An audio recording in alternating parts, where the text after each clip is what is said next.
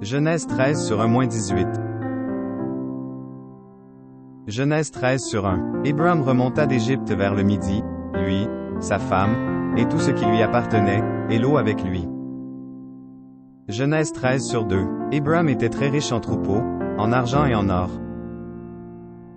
Genèse 13 sur 3. Il dirigea ses marches du midi jusqu'à Béthel, jusqu'au lieu où était sa tente au commencement, entre Béthel et Haï. Genèse 13 sur 4. Au lieu où était l'autel qu'il avait fait précédemment. Et là, Abram invoqua le nom de l'Éternel. Genèse 13 sur 5. Lot, qui voyageait avec Abram, avait aussi des brebis, des bœufs et des tentes.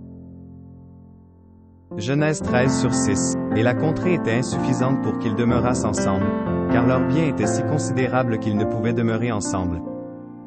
Genèse 13 sur 7. Il y eut querelle entre les bergers des troupeaux d'Abram et les bergers des troupeaux de Lot. Les Cananéens et les Phéréziens habitaient alors dans le pays. Genèse 13 sur 8. Abram dit à Lot, qu'il n'y ait point, je te prie, de dispute entre moi et toi, ni entre mes bergers et tes bergers, car nous sommes frères. Genèse 13 sur 9. Tout le pays n'est-il pas devant toi? Sépare-toi donc de moi. Si tu vas à gauche, j'irai à droite. Si tu vas à droite, j'irai à gauche. Genèse 13h10. Lot leva les yeux, et vit toute la plaine du Jourdain, qui était entièrement arrosée. Avant que l'Éternel eût détruit Sodome et Gomorrhe, c'était, jusqu'à Tsor, comme un jardin de l'Éternel, comme le pays d'Égypte.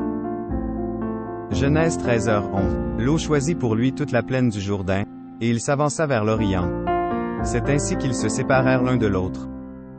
Genèse 13h12. Abram habita dans le pays de Canaan, et Lot habita dans les villes de la plaine, et dressa ses tentes jusqu'à Sodome. Genèse 13h13. Les gens de Sodome étaient méchants, et de grands pécheurs contre l'Éternel. Genèse 13h14. L'Éternel dit à Abram, après que Lot se fut séparé de lui, lève les yeux, et, du lieu où tu es, regarde vers le nord et le midi, vers l'Orient et l'Occident.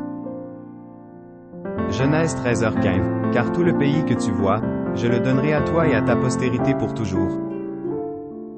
Genèse 13h16. Je rendrai ta postérité comme la poussière de la terre, en sorte que, si quelqu'un peut compter la poussière de la terre, ta postérité aussi sera comptée. Genèse 13h17. Lève-toi, parcours le pays dans sa longueur et dans sa largeur, car je te le donnerai. Genèse 13h18. Abram leva ses tentes, et vint habiter parmi les chênes de Mamré, qui sont près d'Hébron. Et il bâtit là un autel à l'Éternel.